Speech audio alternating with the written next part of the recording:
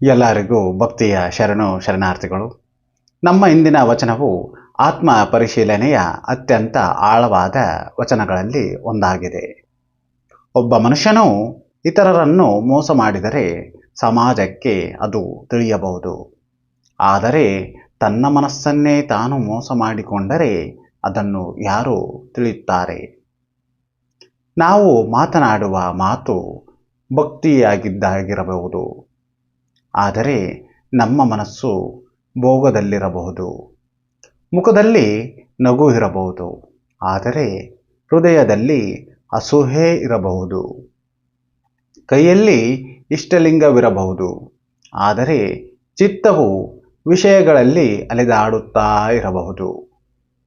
ಇಂತಹ ದ್ವಂದ್ವ ಜೀವನವನ್ನು ಅಪ್ಪ ಬಸವಣ್ಣನವರು ಈ ಇಂದಿನ ವಚನದಲ್ಲಿ ಪ್ರಶ್ನಿಸುತ್ತಾರೆ. ನನ್ನ ಮಾತಿನಲ್ಲಿರುವ ಹುಸಿ ಯಾವಾಗ ದೂರವಾಗುವುದು? ನನ್ನ ಮನಸ್ಸಿನ ಮಂಗತನ ಯಾವಾಗ ಕೊನೆಗಾಣುವುದು? ನನ್ನ ಹೃದಯದ ಮಲಿನತೆ ಯಾವಾಗ ತೊಲಗುವುದು? ಇದು ಅಪ್ಪ ಗುರುದೇವರ ಪ್ರಶ್ನೆ ಅಷ್ಟೇ ಅಲ್ಲ, ನಮ್ಮ ಶಿವಯೋಗದ ಪ್ರತಿಯೊಬ್ಬ ಶರಣರು ಕೂಡ ನಮ್ಮಲ್ಲಿಯೇ ಪ್ರಶ್ನಿಸಿಕೊಳ್ಳುವಂತಹ ಪ್ರಶ್ನೆ ಆಗಿರುತ್ತದೆ ಇಂದಿನ ವಚನವು. ಓಂ ಶ್ರೀ ಗುರು ಬಸವಲಿಂಗಾಯ ನಮಃ. ಶರಣರ ಅಮೋಘ ಪಯಣದಲ್ಲಿ ದಿನಕ್ಕೊಂದು ವಚನ ನಿರ್ವಚನ ಕಾರ್ಯಕ್ರಮಕ್ಕೆ ತಮ್ಮೆಲ್ಲರಿಗೂ ಭಕ್ತಿಯ ಶರಣು ಶರಣಾರ್ಥಿಗಳು. ಇಂದಿನ ವಚನದ ಸಂಖ್ಯೆ 41. ವಚನದ ಹುಸಿ ನುಸುಳೆಂತು ಮಾಬುದೆನ್ನ, ಮನದ ಮರ್ಕಟತನವೆಂತು ಮಾಬದೆನ್ನ, ಹೃದಯದ ಕಲ್ಮಶವೆಂತು ಮಾಬುದೆನ್ನ, ಕಾಯ ವಿಕಾರಕ್ಕೆ ತರಿಸಲು ಹೋದೆನು, ಎನಗಿದು ವಿಧಿಯೇ ಕೂಡಲ ಸಂಗಮ ದೇವ. ಇಂದಿನ ಈ ವಚನವನ್ನು ನಾವು ನಿರ್ವಚನ ಮಾಡುವ ಮೊದಲು ಒಂದು ಸಣ್ಣ ಸುಂದರವಾಗಿರ್ತಕ್ಕಂತಹ ಕಥೆಯನ್ನು ನೋಡೋಣ ಶರಣ ಬಾಂಧವರೇ.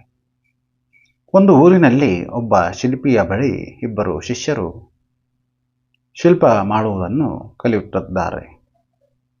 ಒಂದು ದಿನ ಗುರುಗಳು ಬಂದು ಇಬ್ಬರಿಗೂ ಒಂದೊಂದು ಕಪ್ಪು ಕಲ್ಲನ್ನು ಕೊಡುತ್ತಾರೆ. ಇದರಲ್ಲಿ ಒಂದು ದೇವರ ಮೂರ್ತಿ, ಒಂದು ಶಿಲ್ಪ ಅಡಗಿದೆ, ಅದನ್ನು ನೀವು ಹೊರತೆಗೆದು ತೋರಿಸಿ ಅಂತ ಹೇಳುತ್ತಾರೆ. ಮೊದಲ ಶಿಷ್ಯನು ಹೊರಗಿನ ಭಾಗವನ್ನು ಮಾತ್ರ ಸವರಿದ. ಕಲ್ಲು ಮಿಂಚಿನಂತೆ ಹೊಳೆಯತೊಡಗಿತು. ಆದರೆ ಒಳಗಿನ ಬಿರುಕುಗಳು ತನ್ನ ಕಣ್ಣಿಗೆ ಕಾಣದೆ ಹಾಗೆಯೇ ಉಳಿದು ಬಿಟ್ಟವು. ಹಾಗೆಯೇ ಎರಡನೇ ಶಿಷ್ಯನು ನಿಧಾನವಾಗಿ ಸಹನಶೀಲತೆಯಿಂದ ಅಗತ್ಯವಿಲ್ಲದ ಭಾಗಗಳನ್ನು ಒಂದೊಂದಾಗಿ ತೆಗೆದುಹಾಕುತ್ತಾನೆ. ಹಲವು ದಿನಗಳ ನಂತರ ಒಂದು ಅದ್ಭುತವಾದ ಮೂರ್ತಿ ಹೊರಹೊಮ್ಮಿ ಬರುತ್ತದೆ ಎರಡನೇ ಶಿಷ್ಯನಿಂದ. ಆಗ ಗುರುಗಳು ಕರೆದು ಹೇಳುತ್ತಾರೆ, ಮೊದಲಿನವನು ಕಲ್ಲಿನ ಹೊರಗನ್ನೇ ಬದಲಾಯಿಸಿದ ಅಷ್ಟೇ, ಆದರೆ ಎರಡನೆಯ ಶಿಷ್ಯ ಕಲ್ಲಿನೊಳಗಿದ್ದ ಒಂದು ಮೂರ್ತಿಯನ್ನು ಹೊರತಂದ ಅಂತ. ನಂತರ ಗುರುಗಳು ಹೇಳುತ್ತಾರೆ, ಮಾನವನ ಜೀವನವು ಇದೆ.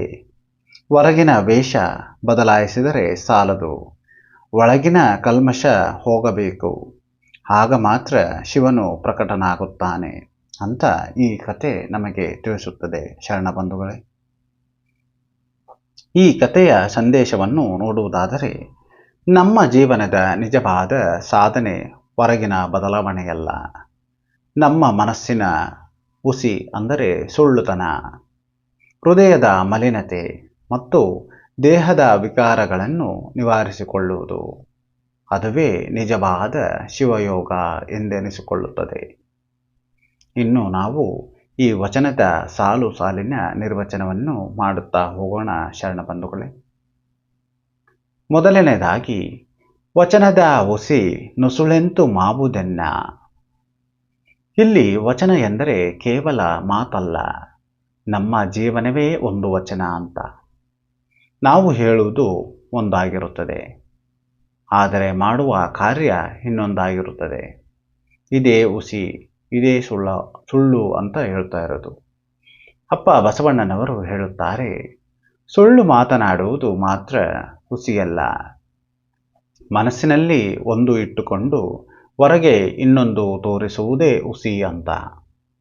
ಭಕ್ತಿಯ ಮಾತನ್ನು ಆಡುತ್ತಾ ಅಹಂಕಾರದಿಂದ ಬದುಕುವುದು ಹುಸಿ ನೋಡ. ಧರ್ಮದ ಮಾತು ಹೇಳುತ್ತಾ ದಯೆಯಿಲ್ಲದೆ ನಡೆಯುವುದು ಹುಸಿ ನೋಡ. ಶರಣರ ಜೀವನದಲ್ಲಿ ಮಾತು ಮತ್ತು ನಡತೆ ಒಂದಾಗಿದ್ದವು. ಆದ್ದರಿಂದಲೇ ಅಪ್ಪ ಗುರುದೇವರು ಹೇಳುತ್ತಾರೆ, ನುಡಿದಂತೆ ನಡೆಯಬೇಕು ಅಂತ. ಮುಂದುವರಿದ ಸಾಲು, ಮನದ ಮರ್ಕಟತನವೆಂತು ಮಾವುದಿನ್ನ. ಮಂಗ ಒಂದು ಕ್ಷಣವೂ ಸ್ಥಿರತೆಯಿಂದ ಇರುವುದಿಲ್ಲ. ನಮ್ಮ ಮನಸ್ಸು ಕೂಡ ಹಾಗೆಯೇ.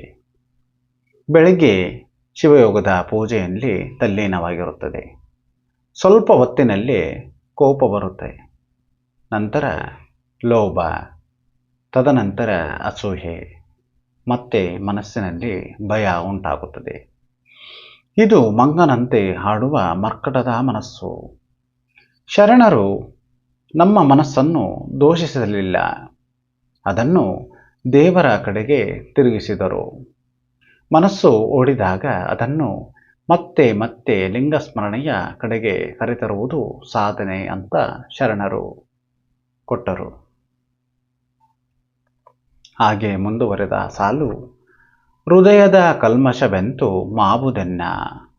ಇಲ್ಲಿ ಕಲ್ಮಶ ಅಂದರೆ ಕೇವಲ ಹೊರಗಿನ ಕೊಳಕು ಅಲ್ಲ, ನಮ್ಮ ಒಳಗಡೆ ಇರತಕ್ಕಂತಹ ಒಳಗಿನ ಮಲಿನತೆ, ನಮ್ಮಲ್ಲಿನ ಅಹಂಕಾರ, ನಮ್ಮಲ್ಲಿನ ಅಸೂಯೆ, ನಮ್ಮಲ್ಲಿರ್ತಕ್ಕಂತಹ ದ್ವೇಷ, ಇನ್ನೊಬ್ಬರ ಮೇಲೆ ಮಾಡಬಾರ್ದಂತಹ ಸ್ವಾರ್ಥ, ಹಾಗೆಯೇ ಪ್ರತಿಷ್ಠೆಯ ಆಸೆ, ಇವು ನಮ್ಮ ಹೃದಯವನ್ನು ಮುಚ್ಚುವ ಧೂಳುಗಳ ಅಂಶಗಳಾಗಿರುತ್ತವೆ. ಕನ್ನಡಿಯ ಮೇಲೆ ಧೂಳು ಇದ್ದರೆ ಮುಖ ಕಾಣುವುದಿಲ್ಲ. ಹೃದಯದ ಮೇಲೆ ಕಲ್ಮಶ ಇದ್ದರೆ ಆ ಶಿವನು ನಮಗೆ ಕಾಣುವುದಿಲ್ಲ. ಆದ್ದರಿಂದಲೇ ಶರಣರು ಮೊದಲು ನಮ್ಮ ಮನಸ್ಸನ್ನು ಶುದ್ಧಗೊಳಿಸುತ್ತಾರೆ. ಮುಂದುವರೆದ ಸಾಲು, ಕಾಯವಿಕಾರಕ್ಕೆ ತರಿಸಲು ಹೋದೆನು. ಇಲ್ಲಿ ದೇಹಕ್ಕೆ ಸಹಜವಾದ ಆಸೆಗಳು ಇರುತ್ತವೆ, ಆದರೆ ಅವು ನಮ್ಮನ್ನು ಆಳಲು ಪ್ರಾರಂಭಿಸಿದಾಗ ವಿಕಾರವಾಗುತ್ತವೆ. ತಿನ್ನುವುದು ತಪ್ಪಲ್ಲ, ಅತಿಯಾಗಿ ತಿನ್ನುವುದು ಕಾಯವಿಕಾರವಾಗುತ್ತದೆ. ಹಾಗೆಯೇ ಹಣ ಸಂಪಾದಿಸುವುದು ತಪ್ಪಲ್ಲ, ಹಣದ ಹಿಂದೆ ಹೋಗಿ ದಾಸನಾಗುವುದು ತಪ್ಪಾಗುತ್ತದೆ. ನಮಗೆ ಗೌರವ ಬೇಕು, ಗೌರವ ಬೇಕಾದರೆ ಆದರೆ ಅದರಲ್ಲಿರ್ತಕ್ಕಂತಹ ನಮ್ಮ ಅಹಂಕಾರ ಬೆಳೆಯಬಾರದು. ಇದನ್ನೇ ಅಪ್ಪ ಗುರುದೇವರು ಪ್ರಶ್ನಿಸುತ್ತಾರೆ. ಮುಂದುವರೆದ ಸಾಲು, ಎನಗಿದು ವಿಧಿಯೇ ಕೂಡಲ ಸಂಗಮ ದೇವ. ಕೊನೆಯಲ್ಲಿ ಅಪ್ಪ ಗುರುದೇವರು ನಿರಾಶರಾಗುವುದಿಲ್ಲ. ಅವರು ದೇವರಲ್ಲಿ ಕರುಣೆ ಕೇಳುತ್ತಾರೆ.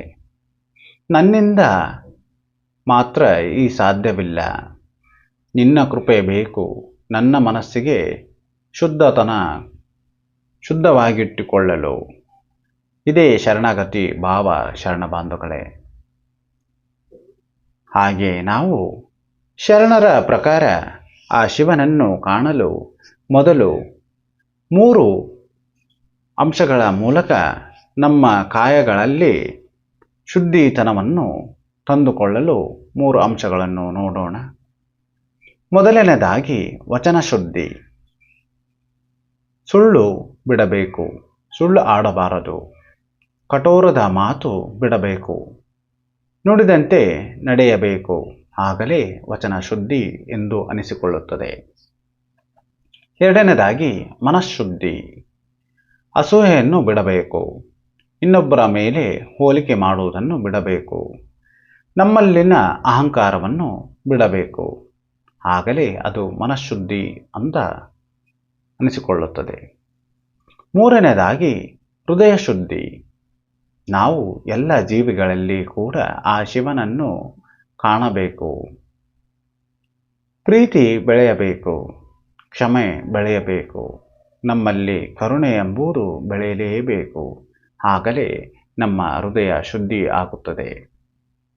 ನಮ್ಮ ಇವತ್ತಿನ ಈ ವಚನವು ಇವತ್ತಿನ ಕಾಲಮಾನಕ್ಕೆ ನೋಡುವುದಾದರೆ, ಇಂದು ನಾವು ಸಾಮಾಜಿಕ ಜಾಲತಾಣಗಳಲ್ಲಿ ನಾವು ನಮ್ಮ ಜೀವನದ ಒಂದು ಮುಖವನ್ನಷ್ಟೇ ತೋರಿಸಿಕೊಳ್ಳುತ್ತೇವೆ. ಸಮಾಜಕ್ಕೆ ಹೊರಗೆ ಸಂತೋಷದಂತೆ ಕಾಣಬಹುದು, ಆದರೆ ನಮ್ಮ ಒಳಗೆ ಆತಂಕ ಇರಬಹುದು.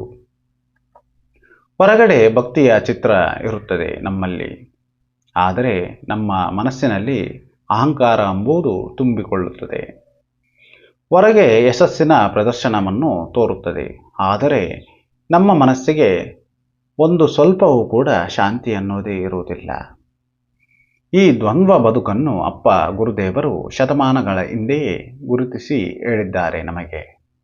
ಆದ್ದರಿಂದ ಈ ವಚನ ಇಂದು ಇನ್ನಷ್ಟು ಪ್ರಸ್ತುತವಾಗಿರುತ್ತದೆ. ಈ ವಚನದಿಂದ ನಮ್ಮ ಜೀವನದಲ್ಲಿ ಅಳವಡಿಸಿಕೊಳ್ಳಬೇಕಾದ ಕೆಲವು ಅಂಶಗಳನ್ನು ನೋಡುತ್ತಾ ಹೋಗೋಣ ಶರಣ ಬಂಧುಗಳೇ. ಒಂದನೇದಾಗಿ, ಪ್ರತಿದಿನ ಆತ್ಮ ಪರಿಶೀಲನೆ ಮಾಡಿಕೊಳ್ಳಬೇಕು. ಅಂದರೆ, ನಾನು ಇಂದು ಯಾರ ಮನಸ್ಸನ್ನು ನೋಯಿಸಿದೆ, ನನ್ನ ಮಾತು ಮತ್ತು ನಡೆ ಒಂದಾಗಿತ್ತಾ ಅಂತ ನಮ್ಮಲ್ಲಿಯೇ ಪ್ರಶ್ನಿಸಿಕೊಳ್ಳುವ ಮನೋಭಾವ ನಮ್ಮಲ್ಲಿ ಬರಬೇಕು. ಎರಡನೇದಾಗಿ, ದಿನಕ್ಕೆ ಕನಿಷ್ಠ 10 ನಿಮಿಷ ಮೌನದಲ್ಲಿ ಕುಳಿತುಕೊಳ್ಳಬೇಕು. ಅಂದರೆ ಧ್ಯಾನ ಸ್ಥಿತಿಯಲ್ಲಿ ಕುಳಿತುಕೊಳ್ಳಬೇಕು. ಆಗ ನಮ್ಮ ಮನಸ್ಸಿನ ಓಟವನ್ನು ನಾವು ಗಮನಿಸಬೇಕಾಗುತ್ತದೆ. ಮೂರನೇದಾಗಿ, ಇಷ್ಟಲಿಂಗ ಸ್ಮರಣೆ ಅಥವಾ ಗುರು ಕೊಟ್ಟಿರ್ತಕ್ಕಂತಹ ಒಂದು ಮಂತ್ರದ ಜಪ ಮಾಡುತ್ತಾ ಇರಬೇಕು ಮನಸ್ಸಿಗೆ. ಆಗ ನಮ್ಮ ಮನಸ್ಸು ಮಂಗನಂತೆ ಹಾರುವ ಬದಲು ಒಂದು ಸ್ಥಿರವಾದ ನೆಲೆಯಿಂದ ಒಂದು ದಿಕ್ಕು ಸಿಗುತ್ತದೆ. ಇನ್ನು ನಾಲ್ಕನೇದಾಗಿ, ಕಾಯಕವನ್ನು ಪೂಜೆಯಂತೆ ಮಾಡಬೇಕು. ನಮ್ಮ ಕೆಲಸಗಳಲ್ಲಿ ಪ್ರಾಮಾಣಿಕತೆಯಿಂದ ದುಡಿಮೆ ಮಾಡಬೇಕು. ಆಗ ಮನಸ್ಸನ್ನು ಶುದ್ಧಗೊಳಿಸುತ್ತದೆ. ಇನ್ನು ಐದನೇದಾಗಿ, ದಾಸೋಹದ ಮನೋಭಾವ ಬೆಳೆಸಬೇಕು. ಅಂದರೆ ಸ್ವಾರ್ಥ ಕರಗಿದಾಗ ಮಾತ್ರ ಕಲ್ಮಶವೂ ಕರಗುತ್ತದೆ. ಇನ್ನು ಆರನೇದಾಗಿ, ಮಾತು ಕೊಡುವ ಮೊದಲು ಯೋಚಿಸಬೇಕು. ಯಾಕೆಂದರೆ ಕೊಟ್ಟ ಮಾತನ್ನು ಉಳಿಸಬೇಕು ಅಂತ ಯೋಚನೆ ಮಾಡುವುದರಲ್ಲಿ ನಾವು ತಪ್ಪು ಮಾಡುವುದು ಸಹಜ ಗುಣವಾಗುತ್ತದೆ. ಅದಕ್ಕೆ ಮಾತು ಕೊಡುವ ಮೊದಲು ನಾವು ಯೋಚನೆ ಕೊಡಬೇಕು ಅಂತ ಇಲ್ಲಿ ಹೇಳ್ತಾ ಇರೋದು ಇಂದಿನ ವಚನ. ಇದೇ ಈ ವಚನದ ಶುದ್ಧಿ ಆಗಿರುತ್ತದೆ. ಹಾಗೆಯೇ ಏಳನೇದಾಗಿ, ಪ್ರತಿಯೊಬ್ಬರಲ್ಲೂ ಶಿವನನ್ನು ಕಾಣುವ ಅಭ್ಯಾಸ ಬೆಳೆಸಿಕೊಳ್ಳಬೇಕು. ಅಂದರೆ ಆಗ ನಮ್ಮ ಮನಸ್ಸಿನಲ್ಲಿ ದ್ವೇಷ ಕಡಿಮೆ ಆಗುತ್ತದೆ, ಪ್ರೀತಿಯ ಮನೋಭಾವ ಹೆಚ್ಚಾಗುತ್ತದೆ. ಹಾಗೆಯೇ ಅಪ್ಪ ಬಸವಣ್ಣನವರು ಈ ವಚನದಲ್ಲಿ ನಮಗೆ ಒಂದು ಕನ್ನಡಿಯನ್ನು ಹಿಡಿದಿದ್ದಾರೆ. ಆ ಕನ್ನಡಿಯಲ್ಲಿ ನಮ್ಮ ಮುಖ ಕಾಣುವುದಿಲ್ಲ, ನಮ್ಮ ಮನಸ್ಸು ಕಾಣುತ್ತದೆ, ನಮ್ಮ ಮಾತು ಕಾಣುತ್ತದೆ, ನಮ್ಮ ಹೃದಯದಲ್ಲಿ ಇರ್ತಕ್ಕಂಥ ಒಂದು ಭಾವನೆ ಕಾಣುತ್ತದೆ, ನಮ್ಮ ವಿಕಾರಗಳು ಕಾಣುತ್ತವೆ. ನಾವು ದಿನವೂ ಆ ಕನ್ನಡಿಯಲ್ಲಿ ಮುಖ ನೋಡುತ್ತೇವೆ, ಆದರೆ ನಮ್ಮ ಮನಸ್ಸಿನ ಕನ್ನಡಿಯಲ್ಲಿ ನಮ್ಮನ್ನು ನಾವು ನೋಡುತ್ತಾ ಇದ್ದೇವೆ ಅಂತ ನಾವು ಪ್ರಶ್ನಿಸಿಕೊಳ್ಳೋಣ ಶರಣ ಬಂಧುಗಳೇ. ಒಂದು ದಿನ ಮುಖ ತೊಳೆಯದೇ ಇದ್ದರೆ ಅಸ್ವಸ್ಥವಾಗಿ ಕಾಣುತ್ತೇವೆ ನಾವು, ಆದರೆ ಮನಸ್ಸನ್ನು ವರ್ಷಾನುಗಟ್ಟಲೆ ಶುದ್ಧಗೊಳಿಸದೆ ಬದುಕುತ್ತಾ ಇದ್ದೇವೆ ನಾವು. ಅದಕ್ಕೆ ಶರಣರು ಹೇಳುವುದು, ಮೊದಲು ನಮ್ಮ ಮನಸ್ಸನ್ನು ತೊಳೆದುಕೊಳ್ಳಬೇಕು ಅಂತ, ನಂತರ ಹೃದಯ ಶುದ್ಧಗೊಳಿಸಬೇಕು, ಆಮೇಲೆ ನಿಮ್ಮ ಮಾತನ್ನು ಸತ್ಯಮಯಗೊಳಿಸಿ, ಆಗ ನಿಮ್ಮ ಜೀವನವೇ ವಚನವಾಗುತ್ತದೆ ಅಂತ ಶರಣರು ಹೇಳೋದು. ಆ ವಚನವೇ ಶಿವನಿಗೆ ಪ್ರಿಯವಾಗುತ್ತದೆ. ಈ ವಚನದ ಸಾರಾಂಶ ನೋಡುವುದಾದರೆ, ಮಾತಿನಲ್ಲಿ ಸತ್ಯ ಇರಬೇಕು, ಮನಸ್ಸಿನಲ್ಲಿ ಸ್ಥಿರತೆ ಇರಬೇಕು, ಹೃದಯದಲ್ಲಿ ನಿರ್ಮಲತೆ ಇರಬೇಕು, ದೇಹವು ಹೃದಯದ ಸಾಧನವಾಗಬೇಕು. ನಮ್ಮ ಬದುಕು ಕಾಯಕ, ದಾಸೋಹ ಮತ್ತು ಶಿವಸ್ಮರಣೆಯಿಂದ ತುಂಬಿರಬೇಕು. ಆಗ ಕೂಡಲ ಸಂಗಮ ದೇವರ ಕೃಪೆ ನಮ್ಮ ಜೀವನದಲ್ಲಿ ಸ್ವತಃ ಪ್ರಕಟವಾಗುತ್ತದೆ. ಇಲ್ಲಿ ಅಪ್ಪ ಬಸವಣ್ಣನವರು ನಮ್ಮನ್ನು ಇತರರನ್ನು ಸರಿಪಡಿಸಲು ಕರೆಯುವುದಿಲ್ಲ. ಮೊದಲು ನಮ್ಮೊಳಗಿನ ಸುಳ್ಳುತನ, ಹುಸಿ, ಮರ್ಕಟವಾಗಿರ್ತಕ್ಕಂಥ ಮನಸ್ಸನ್ನು ಮತ್ತು ಕಲ್ಮಶವನ್ನು ಕಂಡು ಅದನ್ನು ಶಿವಕೃಪೆಯಿಂದ ಶುದ್ಧಗೊಳಿಸಿಕೊಳ್ಳಬೇಕು ಅಂತ ಇಲ್ಲಿ ಕರೆಯುತ್ತಿದ್ದಾರೆ ಅಪ್ಪವರು. ಈ ವಚನದ ಬೆಳಕಿನಲ್ಲಿ ಪ್ರತಿದಿನ ಒಂದು ಪ್ರಶ್ನೆಯನ್ನು ನಮ್ಮೊಳಗೆ ಕೇಳಿಕೊಳ್ಳೋಣ. ನನ್ನ ಮಾತು ಸತ್ಯನಾ ಅಂತ, ನನ್ನ ಮನಸ್ಸು ಸ್ಥಿರತೆಯಿಂದ ಇದೆಯಾ ಇಲ್ಲ ಅಂತ, ನನ್ನ ಹೃದಯ ನಿರ್ಮಲ ಭಾವನೆಯಿಂದ ಕೂಡಿದೆ ಇಲ್ಲ ಅಂತ ನಾವು ಈ 3 ಪ್ರಶ್ನೆಗಳಿಗೆ ನಮ್ಮ ಜೀವನವೇ ಉತ್ತರವಾಗುವ ದಿನವೇ ನಿಜವಾದ ಶಿವಯೋಗದ ಆರಂಭವಾಗುತ್ತದೆ ಶರಣ ಬಂಧುಗಳೇ. ಆ ಕೂಡಲ ಸಂಗಮ ದೇವರು ನಮ್ಮ ಮಾತನ್ನು ಸತ್ಯಮಯವಾಗಿಸಲಿ, ಮನಸ್ಸನ್ನು ಸ್ಥಿರ ಭಾವನೆಗೊಳಿಸಲಿ, ಹೃದಯವನ್ನು ನಿರ್ಮಲತೆಯಿಂದ ಶುದ್ಧವಾಗಿ ಇರಿಸಲು ಆ ದೇವರ ಕೃಪೆಯನ್ನು ನಾವು ಬೇಡೋಣ. ನನ್ನ ಅರಿವಿಗೆ ಬಂದಿದ್ದನ್ನು ನಾನು ಎಲ್ಲ ಶರಣರ ಶ್ರೀಪಾದಗಳಿಗೆ ಎಡೆ ಮಾಡಿದ್ದೇನೆ. ಎಲ್ಲರಿಗೂ ಭಕ್ತಿಯ ಶರಣಾರ್ಥಿಗಳು.